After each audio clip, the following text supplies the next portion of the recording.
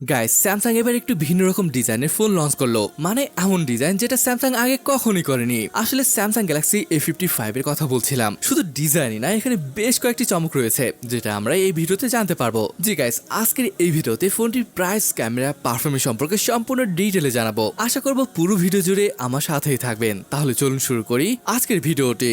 Design দেখেছেন? দেখে মনেই হবে না যে এটা স্যামসাং এর কোনো ফোন। সাধারণত এরকম ডিজাইন স্যামসাং এ থাকে না, তবে দেখতে কিন্তু দুর্দান্ত লাগছে। ভেগান লেদার দুই পাশে মনে হচ্ছে সেলাই করে দেওয়া হয়েছে এবং একদম নিচের দিকে রয়েছে স্যামসাং এর ব্র্যান্ডিং। ক্যামেরা মডেলের ডিজাইনটা যদিও সেম রাখা হয়েছে। আর হ্যাঁ, এই ফোনটি দুইটি কালার অপশনে পাওয়া যাবে, যদিও কালারগুলোর নাম বেশ অদ্ভুত। একটা ব্ল্যাক এবং এটির নাম এপ্রিকট ক্রাশ। ভেগান লেদারের কারণে হয়তো ওজন কিছুটা কম, অর্থাৎ এটার ওয়েট প্রায় 179.2 গ্রামের মতন এবং ফোনটির থিকনেস 7.8 মিলিমিটার। এর ফ্রেমটিকে কার্ভ করা হয়েছে, সাথে ভেগান লেদার, যার কারণে ইনহ্যান্ড ফিল খুবই ভালো পাওয়া যাবে। যাই হোক গাইস, স্যামসাং এর এই ভিন্ন ধর্মীর ডিজাইনটা আপনার কাছে কেমন লাগলো সেটা কমেন্ট করে জানাতে ভুলবেন না। পোর্টস এবং বাটনি বলে নিচের দিকে রয়েছে speaker grill, type C port এবং মাইক। লেফট হ্যান্ড সাইডে ওই সিম কার্ড ট্রেটিকে রাখা হয়েছে। উপরে রয়েছে নয়েজ ক্যান্সেলিং মাইক, রাইট সাইডে পাওয়ার অন বাটন এবং ভলিউম রকার। যাই হোক, বাইরে কি আছে তা তো দেখলামই। আসুন এবার ফোনটির ভিতরে কি আছে সেটা দেখে আসি। ফোনটিতে ব্যবহার করা হয়েছে 6.7 ইঞ্চের 120 হার্জ রিফ্রেশের যুক্ত FHD plus super AMOLED plus panel.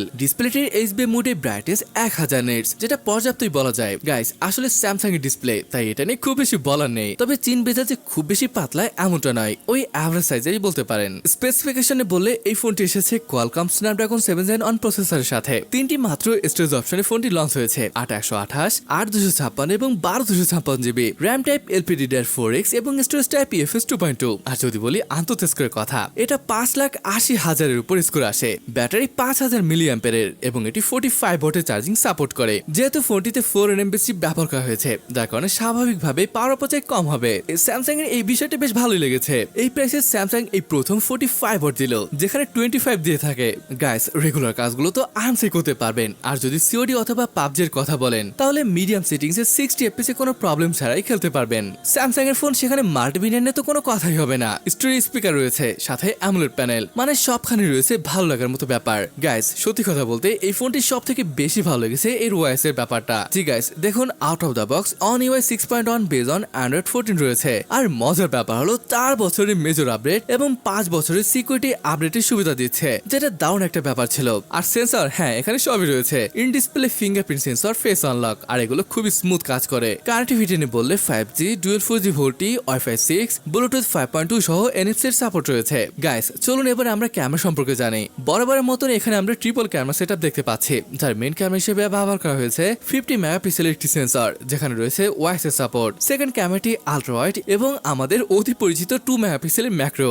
দারুণ ব্যাপার হলো ফ্রন্টে 50 মেগাপিক্সেলের একটি ক্যামেরা সেন্সর ব্যবহার করা হয়েছে। ভিডিওগ্রাফি নিয়ে বললে এর ফ্রন্ট এবং ব্যাক দুই সাইড দিয়ে 4K 30 FPS শুট করতে পারবেন। যাই হোক, আসুন এবার ফোনটিতে তোলা ফটো দেখে আসি।